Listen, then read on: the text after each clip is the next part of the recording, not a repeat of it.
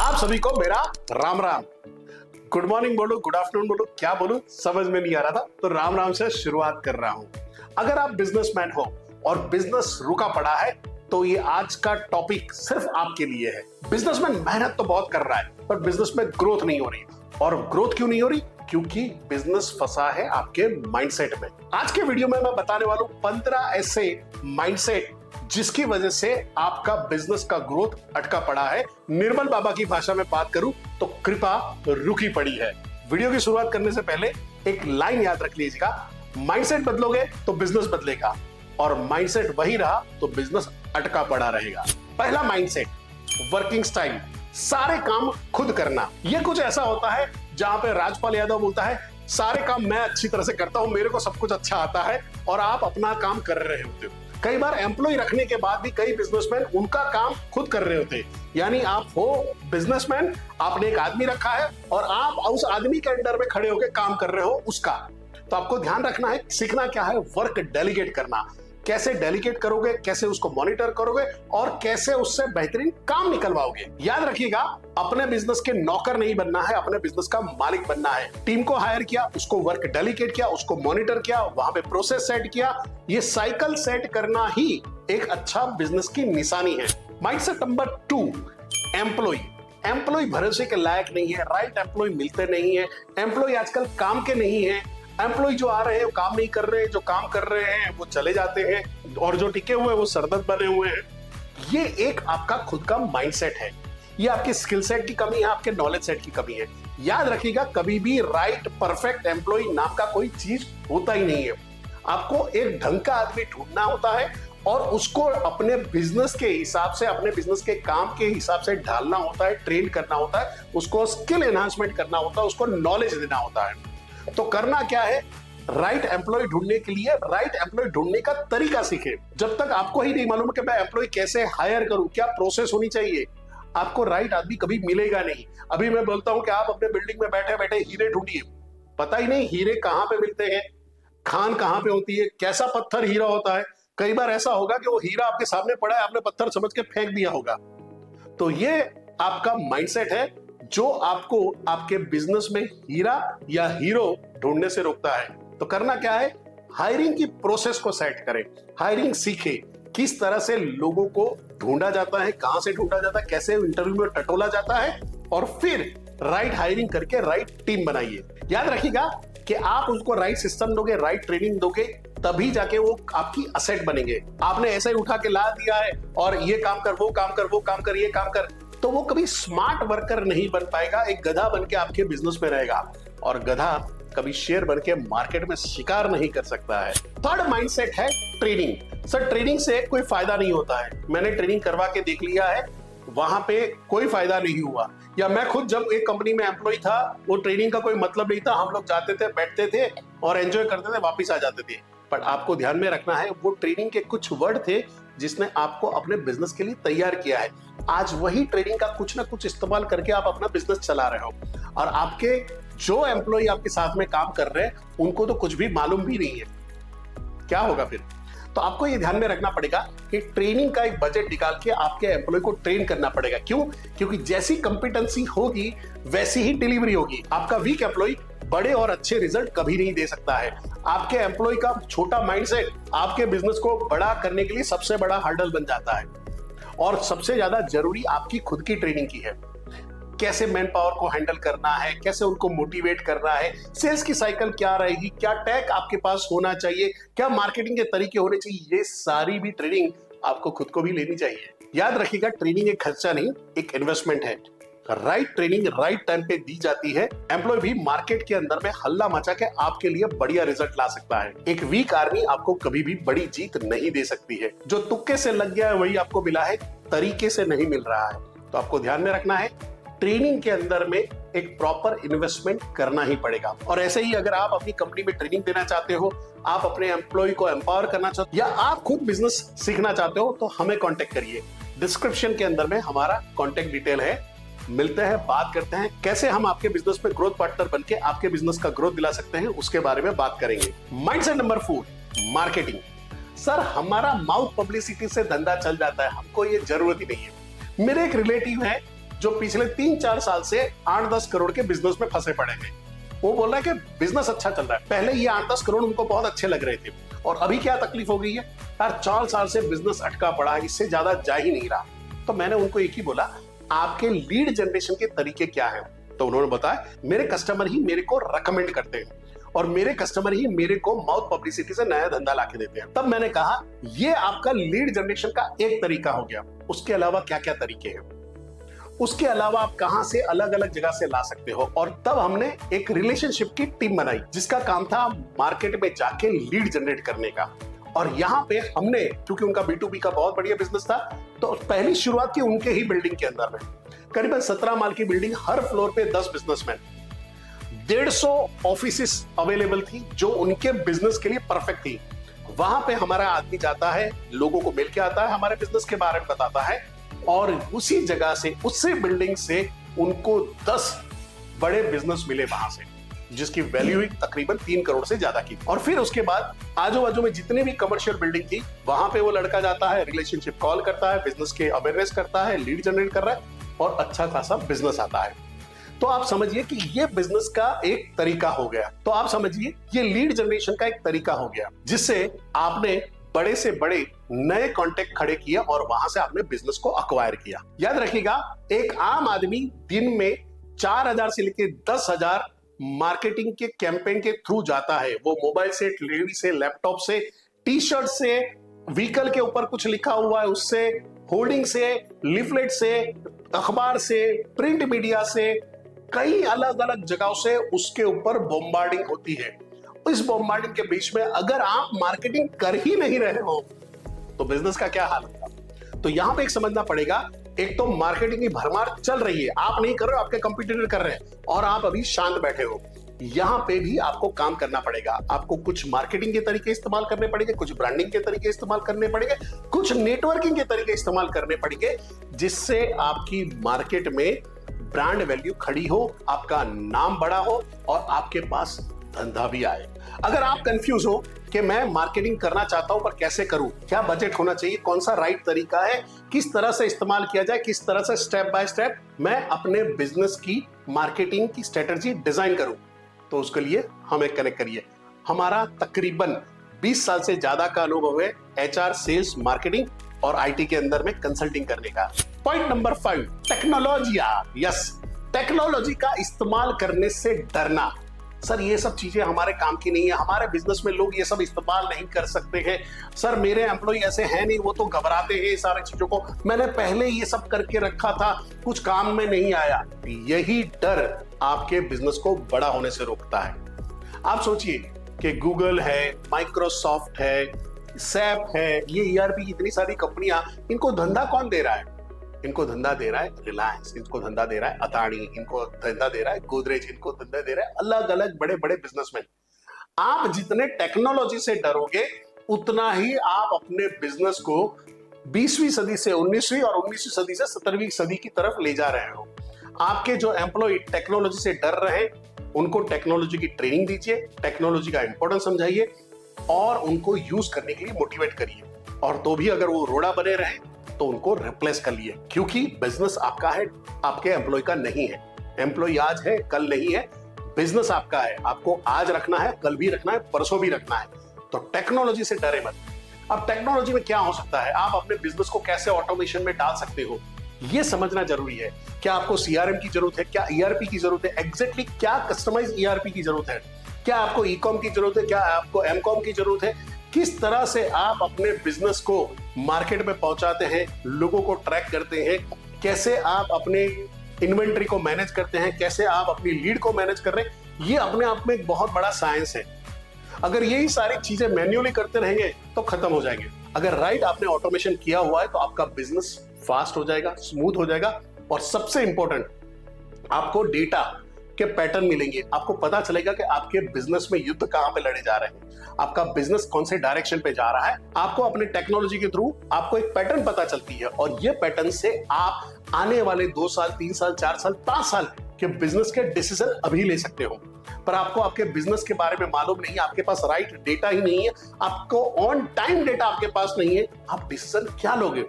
फिर सारा ही बिजनेस होगा, हे भगवान तेरे भरोसे। याद रखिएगा, technology time, cost and error से बचाती है और आपको राइट डायरेक्शन में राइट डिसीजन लेने में मदद करती है। अगर आप कंफ्यूज हो और सोच रहे हो कि मैं कौन सी टेक्नोलॉजी का इस्तेमाल करूं, कैसे शुरुआत करूं, कहां से शुरुआत करूं, कौन से बजट से शुरुआत करूं, तो उसके लिए मैं कंपनी रेकमेंड करता हूं। कंपनी का नाम है यंत्र अधिगम। स्क्रीन के अंदर में कांटेक्ट डिटेल मिल जाएगी और डिस्क्रिप्शन के अंदर में भी मैं आपको कांटेक्ट डिटेल छोड़ दूंगा।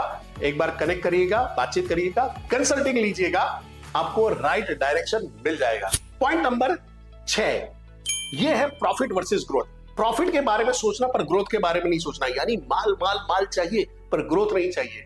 याद रखिएगा, अगर ग्रोथ के बारे में आप नहीं सोच रहे हो तो आपका कॉम्पिटिटर सोच रहा है। प्रॉफिट जरूरी है पर ग्रोथ री इन्वेस्टमेंट मांगता है। आपको कहां पे करना है? अपने प्रॉफिट को डायरेक्ट करना है टेक के अंदर में, पीपल के अंदर में, प्रोसेस के अंदर में, ट्रेनिंग के अंदर में, और ये सारे इन्वेस्टमेंट आपको ग्रोथ दिलाएंगे। पर प्रॉफिट लेके अगर बैठे रहोगे, एक टाइम के बाद यही प्रॉफिट धीरे धीरे धीरे धीरे धीरे कम होना शुरू हो जाएगा। अगर आपने एक बुक पढ़ी होगी, हु मूव माय चीज, तो जहां पे बताया जाता है कि जो चेंज आ रहा होता है वो अचानक नहीं आ रहा, धीरे धीरे आ रहा होता है और आपको पता भी नहीं चलता है। तो आपको याद रखना है, प्रॉफिट सेंट्रिक बने रहना है। ऐसा नहीं कि नहीं बने रहना है, पर प्रॉफिट सेंट्रिक से ज्यादा ग्रोथ सेंट्रिक रहोगे तो एक बिजनेस से दो बिजनेस, दो बिजनेस से 10 बिजनेस में जा सकते हो। पॉइंट नंबर 7, चेंज के साथ में चेंज न होना, चेंज को रेजिस्ट करना। हमेशा बिजनेसमैन का एक रटा रटा सेटमेंट होता है, सर हमेशा ऐसे ही करते आए हैं, ऐसे ही होते आया है। नहीं, समय के अनुसार बदलना पड़ता है। जो आदमी आने वाले समय के बदलाव को नहीं समझ पा रहा है, उसकी धारा को नहीं समझ पाया है, वो कहीं ना कहीं समय के गर्भ में विलीन हो गया है। चेंज एक कांस्टेंट है, चेंज हमेशा होते रह रहा है, आपके सामने और मेरे सामने अभी हो रहा है। आज से 10 साल पहले हमारे इंफॉर्मेशन के क्या तरीके थे और अभी इंफॉर्मेशन के क्या तरीके हैं। आज से 10 साल पहले के एडवर्टाइजमेंट के क्या तरीके थे और अभी एडवर्टाइजमेंट के क्या तरीके हैं। आज से 10 साल पहले के एम्प्लॉय के माइंडसेट क्या थे और अभी के एम्प्लॉय के माइंडसेट क्या है। आज से 10 साल पहले के कंज्यूमर बिहेवियर क्या थे और आज के कंज्यूमर बिहेवियर क्या है, सब अलग हो गए। और ये 10 सालों में जिन्होंने अपने अपने बिजनेस को नहीं बदला है, वो खत्म हो गए। एग्जाम्पल, नोकिया अपने आप को नहीं बदला, खत्म हो गया। कोडाक अपने आप को नहीं बदला, खत्म हो गया। आपने अपने सामने कई बिजनेस को, जो छोटे छोटे बिजनेस थे, उनको खत्म होते हुए देखा हुआ है। जैसे कि साइबर कैफे, जैसे कि गेमिंग के बिजनेस हुआ करते थे, गेम सेंटर्स हुआ करते थे, जैसे कि जेरोक्स की दुकानें हुआ करती थी, जहां पे 3-3, 4-4 मशीन लगा और लगातार जेरोक्स पे जेरोक्स, जेरोक्स पे जेरोक्स हो रही होती थी। और जो उस जमाने में दिन का 10-10 हजार का धंधा कर रहे थे, आज वो सारे गायब है। क्यों? चेंज आया, टेक्नोलॉजी में चेंज आया, बिजनेस में चेंज आया, आप भांप नहीं पाए और आप खत्म हो गए। आज हम क्या कर रहे हैं? आज हमने होटल पे जाना छोड़ दिया है। आज हम स्विगी, जोमेटो से घर पे खाना मंगवा रहे हैं। आज हम दवाइयां, किराने का सामान हम ब्लिंकिट से है या 1mg से मंगा रहे हैं। ये अभी आपके सामने ये बदलाव हो रहा है और आप इस बदलाव के साथ में अपने बिजनेस को कनेक्ट नहीं कर रहे हो या उसके हिसाब से चेंजेस नहीं ला रहे हो, तो फिर मंगल भवन अमंगल हारी ये हो जाएगा। तो आपको ध्यान रखना है, बिजनेस का मोए मोए नहीं करना है। बिजनेस के अंदर में आने वाले चेंज के हिसाब से अपने आप को चेंज करते रहिए, अपने सोचने के तरीके में, अपने काम करने के तरीके में, अपने व्यवहार में, अपने कस्टमर के एक्वायरिंग तरीके में, अपने कस्टमर तक के पहुंचने के तरीके में। ये सारे ही चेंज जरूरी है। Point number 8, hiring. हायरिंग न करना, जैसे आदमी है वैसे काम चला लेना, ये आपके लिए बहुत बड़ा गड़बड़ खड़ा कर सकता है। राइट टाइम में राइट टीम को एक्सपांड ना करना, राइट टाइम पे राइट टीम को हायर ना करना, राइट टाइम पे लोगों को रिप्लेस ना करना, राइट टाइम पे नए डिपार्टमेंट को खड़ा ना करना और अपना पैसे बचाने के चक्कर में रहना, ये आपके बिजनेस के लिए जानलेवा हो जाता है। मैं आपको एक एग्जांपल देता हूं। मैं एक बिजनेस में कंसल्टिंग कर रहा हूं और वहां पे उन्होंने एचआर के लिए एक लड़की को रखा है जिसको एचआर का कोई अनुभव ही नहीं है। तो होता क्या है, जब मैं कंसल्टिंग के लिए जाता हूं, मैं बार बार उसको समझा रहा होता हूं, वो वही बात 2 महीने, 3 महीने, 4 महीने तक चल रही होती है, कुछ आगे बदलाव नहीं आता है। मैं अगर फॉर्मेट देता हूं तो 2 महीने बाद वो लड़की बोलती है, सर ये फॉर्मेट कहां पे है, जबकि वो फोल्डर में पड़ा हुआ है, उसको वो फोल्डर में ढूंढना भी नहीं आता है। आपने नाम मात्र के लिए एक एम्प्लॉय को हायर किया है जो उस काम के लिए कॉम्पिटेंट नहीं है, तो कितने भी अच्छे कंसल्टेंट आपके साथ में आके काम कर ले, वो इफेक्टिवली रिजल्ट नहीं दे पाएंगे। क्यों नहीं दे पाएंगे? क्योंकि उसको तरीके ही नहीं मालूम है। जैसे कि मैंने अभी एचआर वाला एग्जांपल लिया, ये महिला ने मेरे को कॉल किया और कंफ्यूज थी, प्रोबेशन कंप्लीट हो गया है और उसका कंफर्मेशन देना है। उसका फॉर्मेट कौन सा है? अगर प्रोबेशन ठीक ठाक नहीं चला है और एक्सटेंड करना है तो उसका फॉर्मेट क्या है? ये ऑलरेडी दिए गए हैं, उस पर लिखा हुआ है, तो भी वो महिला पढ़ के इसको बता नहीं सकती है। अब सोचिए, आपने एक सस्ता एम्प्लॉय रख लिया जो 20-25 हजार का है, और आप चाहते हो कि वो बेहतरीन रिजल्ट दे उस डायरेक्शन में जो डायरेक्शन में आप सोच रहे हो, पर वो तो नहीं सोच पा रहा है, वो तो नहीं कर पा रहा है, ना उसके पास नॉलेज है, ना उसके पास स्किल है, ना उसके पास कोई एक्सपीरियंस है। अगर वहां पे आप ही सारी चीज करनी है और आपने खाली टाइपिंग के लिए कोई लोगों को रखा हुआ है, तो ये आपके लिए सबसे बड़ा धोखा है जो आप अपने आप को खुद दे रहे हैं। तो राइट टाइम पे राइट हायरिंग करिए, राइट स्टेज पे हायरिंग करिए और उसको सीखिए कि हायरिंग एग्जैक्टली साइंस क्या है। कई बार लोगों को मैंने इंटरव्यू में कॉम्प्रोमाइज करते हुए देखा हुआ है, जहां पे एक आदमी को हायर करने के लिए सारे एक साथ में बैठ जाते हैं और सारे एक साथ में इंटरव्यू लेते हैं। क्यों सर, टाइम बच जाता है? नहीं भाई, हायरिंग के टाइम पे एक प्रोसेस बनाना है। इंटरव्यू 1 कौन लेगा, इंटरव्यू 2 कौन लेगा, इंटरव्यू 3 कौन लेगा, इंटरव्यू 4 कौन लेगा। अगर ये अलग अलग राउंड ऑफ इंटरव्यू रखे हैं और हर राउंड में एम्प्लॉय आता है, तो ये एम्प्लॉय स्ट्रॉन्ग लुकिंग जोन पे है। ऐसा नहीं होगा कि आ रहा है और आपके पास से ऑफर लेटर ले रहा है और कहीं और दिखा के ज्वाइन कर रहा है, तो आप पहले तो उससे बच जाओगे। दूसरा चीज है, आप जल्दबाजी में गलत आदमी को हायर नहीं कर लोगे कि नहीं उसका फीडबैक अच्छा आया था, हमने साथ में देख लिया, सबने मिलकर देख लिया, ओके ओके कर लिया। नहीं, हर आदमी को देखने का एक अलग नजरिया होता है, एक अलग तरीका होता है। आदमी एक में नहीं फंसता है तो दूसरे में, तीसरे में, चौथे में तो फंसेगा, कहीं न कहीं गड़बड़ करेगा और आपको पता लग जाएगा ये रॉन्ग नंबर है, इसको हायर नहीं करना है। तो हायरिंग की प्रोसेस समझिए और राइट हायरिंग राइट टाइम पे करिए। Point number 9, customer value.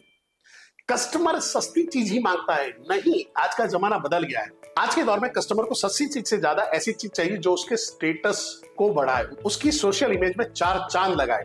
सस्ती प्रोडक्ट का एक मार्केट है, मैं मना नहीं कर रहा हूं, बट आपको समझना पड़ेगा कि आप कौन से सेगमेंट में बिजनेस करना चाहते हो। आप एक लोअर कैटेगरी इनकम वाले सेगमेंट में बिजनेस करना चाहते हो तो वहां पे आपका मार्जिन भी कम रहेगा, कंपटीशन भी ज्यादा रहेगा। क्या आप मिडिल क्लास के सेगमेंट में काम करना चाहते हो या क्या आप अपर क्लास के सेगमेंट में काम करना चाहते हो, और उस हिसाब से आपको उनके कंज्यूमर के बाइंग बिहेवियर को समझना पड़ेगा और उस हिसाब से आपके बिजनेस में वैल्यू क्रिएट करनी पड़ेगी। पर तीनों ही सेगमेंट के अंदर में कस्टमर सस्ता ढूंढ रहा है ऐसा नहीं है। जो सस्ता ढूंढ रहा है उसको भी आप बिजनेस में क्या वैल्यू दे रहे हो, आप सर्विस में क्या वैल्यू दे रहे हो, आपकी प्रोडक्ट में क्या वैल्यू आ रहा है, आपकी प्रोडक्ट या आपकी सर्विस उसका कौन सा प्रॉब्लम सॉल्व कर रही है, वो उसके लिए ज्यादा इंपॉर्टेंट हो जाता है। जैसे कि मैंने बताया कि आज के कस्टमर को स्टेटस बढ़ाने वाली प्रोडक्ट चाहिए। मैं आपको क्लासिक एग्जांपल दे रहा हूं। मैं जयपुर में था और जयपुर में मेरे पड़ोस में एक लड़का रहता था, आयुष की इनकम 75,000 रुपीज थी। और एक दिन आया और मेरे को बोलता है, परेश भाई ये मेरे शूज देखिए, आपको क्या लग रहा है कितने के होंगे? मैंने बोला 1,000-1,200 के होंगे। तो क्या बात कर रहे हो, ये 55,000 के शूज है। तो पागल हो गया है, 55,000 रुपीज तू शूज में डाल रहा है? तो क्या सर एक ही जिंदगी है, एक ही मौका है, इसको जी लेना चाहिए।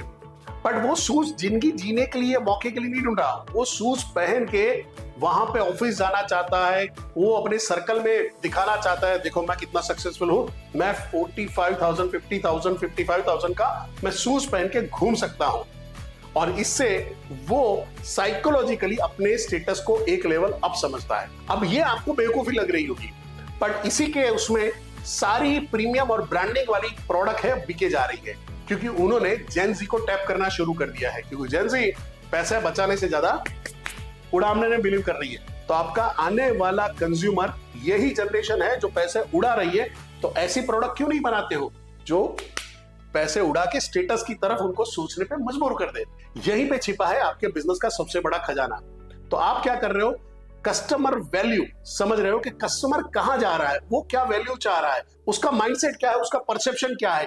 ये अगर आपने समझ लिया है तो आप बेहतरीन प्रोडक्ट और बेहतरीन सर्विसेज दे पाओगे। पॉइंट नंबर 10, और ये सबसे खतरनाक पॉइंट है, स्केलिंग करने से अपने आप को रोकना। स्केलिंग करना चाहते हैं पर माइंडसेट आ जाता है कि अगर मैं यही नहीं संभाल पा रहा हूं तो बिजनेस बढ़ गया तो कैसे करूंगा।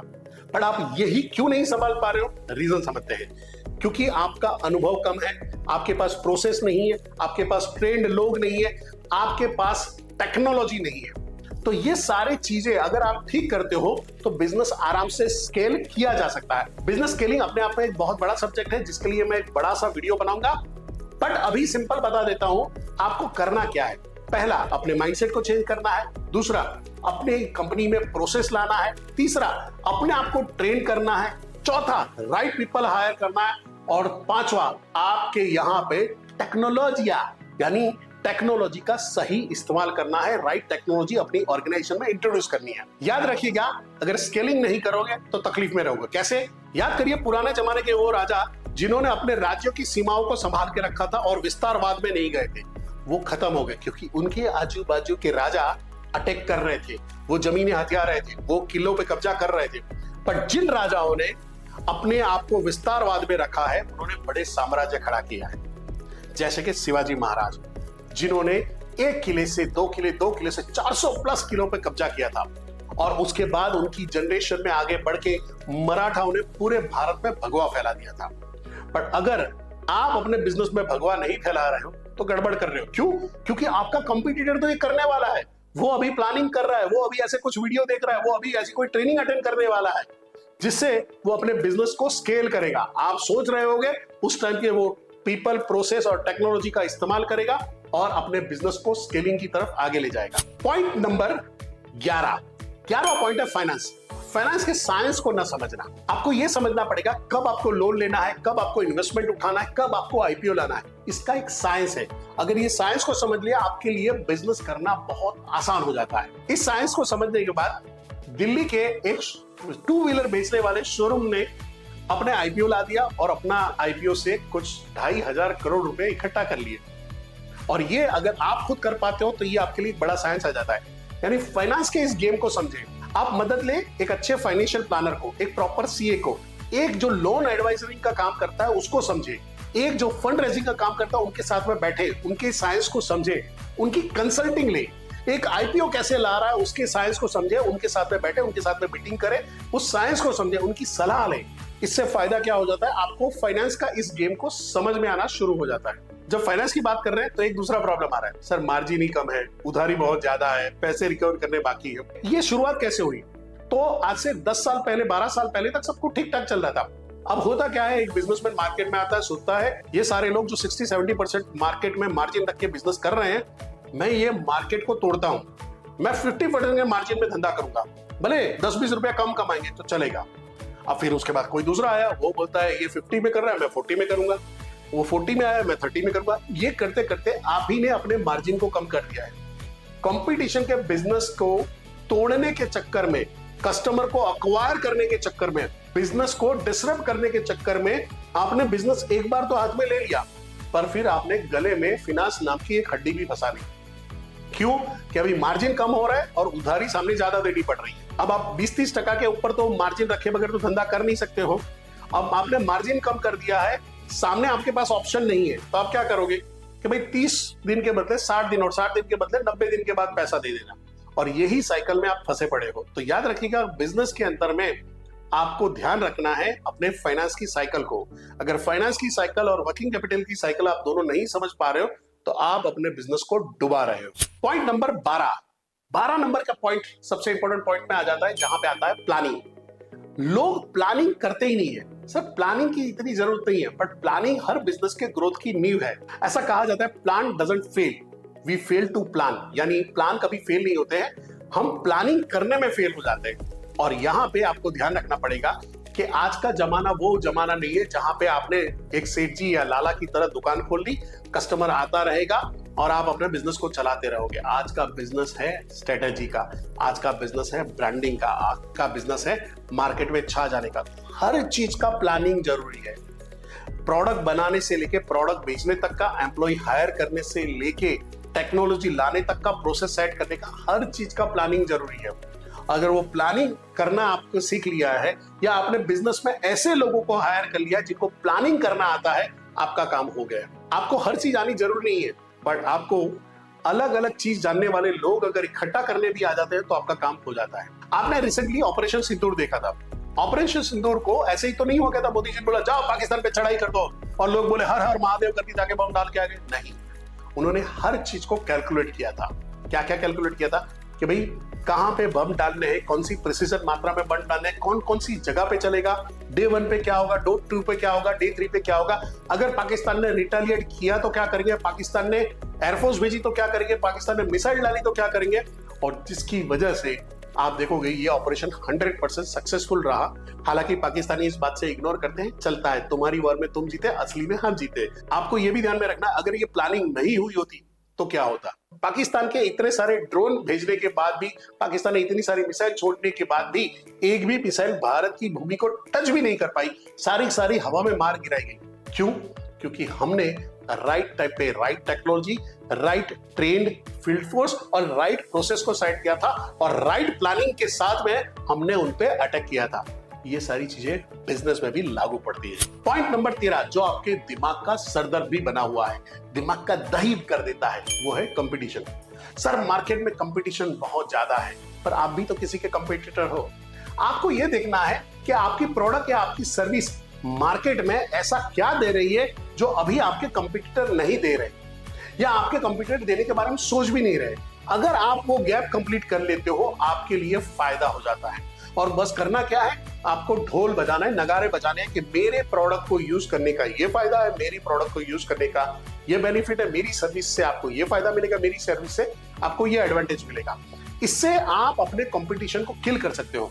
पर हम कंपटीशन को किल करने का एक ही तरीका समझते हैं, discount discount discount discount, delay payment delay payment delay payment, उधारी उधारी उधारी।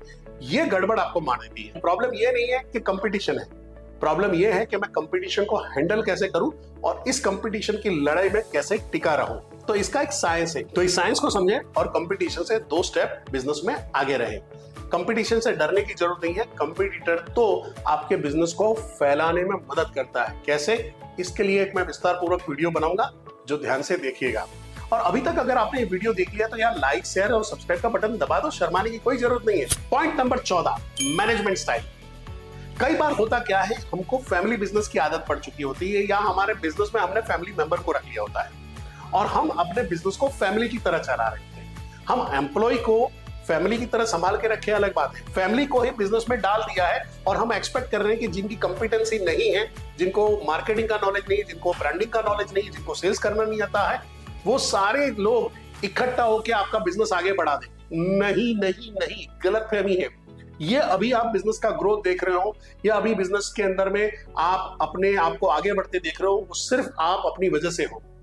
जब आप 50 करोड़ 100 करोड़ 200 करोड़ के बिजनेस पे पहुंचोगे, यही जो फैमिली है वो सरदर्द बन जाएगी, क्योंकि आपका एक ट्रस्ट इश्यू है जो लाजमी है। फैमिली के अंदर में आपने ट्रस्ट वाले आदमी रखने हैं, पर उससे ज्यादा इंपॉर्टेंट है कंपटीटर आदमी रखने हैं। आदमी आएगा जाएगा, आदमी आएगा जाएगा, आपको समझना है आपका एक माइंडसेट। जब तक ये आदमी आ रहा है उससे मैं बेहतरीन काम क्या निकलवा सकता हूँ। जब मेरे को ऐसे काम की जरूरत है तो मैं किस टाइप का आदमी हायर करूं जो ये काम को अच्छी तरह से कर लेता है, भले वो आपने क्या फैमिली मेंबर के अंडर में रखो। कई बार ये हो जाता है कि फैमिली मेंबर ही बिजनेस के रुकावट के कारण बन जाते हैं, तो उनको छोटे मोटे डिपार्टमेंट दे दो, उनको संभालने दे दो। पर बिजनेस में आपको अगर स्केल करना है तो आपको राइट टैलेंट को हायर करना पड़ेगा, राइट टैलेंट के लिए पुल क्रिएट करना पड़ेगा और वही राइट टैलेंट आपके बिजनेस को स्केल करवाएगा। अदरवाइज लो कॉम्पिटेंट लोग, लो नॉलेज में, लो स्किल में लोग हैं, आपके बिजनेस को बड़ा नहीं कर सकते। ये सिंपल साइंस है। रिलायंस, टाटा, अदानी, अंबानी, ये सारे लोग अपने बिजनेस में अपने फैमिली वालों के भरोसे नहीं है। हालांकि उन्होंने अपने सारे बेटे को, सारे लोगों को रखा है, बट क्या आप उनके जीजा को, साले को, साड़ू भाई को, मासी के लड़के को, मासा के लड़के को, मासा जी को, बुब्बा जी को, सबको अंदर बिजनेस में नहीं देख रहे हो, कुछ चुनिंदा लोगों को देख रहे हो। जैसे जैसे नेक्स्ट जनरेशन में जा रहे हैं वैसे वो लोग कंपिटेंट लोगों को हायर कर रहे हैं और आपको भी ये साइंस को पहले समझ लेना पड़ेगा और आपको अपनी मैनेजमेंट की स्टाइल को चेंज भी करना पड़ेगा। पॉइंट नंबर 15 सक्सेस का फॉर्मूला। सक्सेस का फॉर्मूला हार्ड वर्क नहीं है, तो सक्सेस का फॉर्मूला क्या है? Smart work, technology and discipline. ये है सक्सेस का फॉर्मूला। याद रखिए, right product, right process, right people, right technology आपके बिजनेस को राइट पाथ पे रखती है।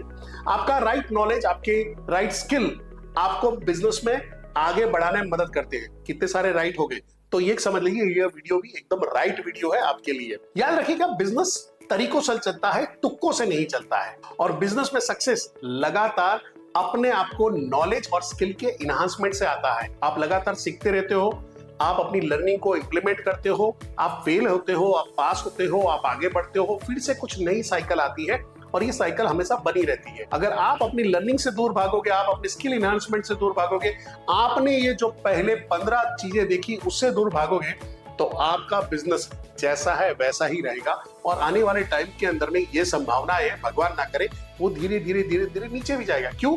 क्योंकि आप चेंज नहीं हो रहे हो। याद रखिएगा, श्री कृष्ण ने गीता में कहा है, चेंज आएगा, बदलाव आएगा, और वो समय के अनुसार आपने अपने आप को नहीं बदला तो गड़बड़ आएगी। तो दोस्तों, अगर माइंडसेट में अटके रहोगे तो बिजनेस भी अटका रहेगा। सोच बदलो, बिजनेस बदलो, तरीके बदलो, बिजनेस बदलो, स्केलेबल बनाओ, बिजनेस को आगे बढ़ाओ। ये सारी चीजें आपने इस वीडियो में देखी है।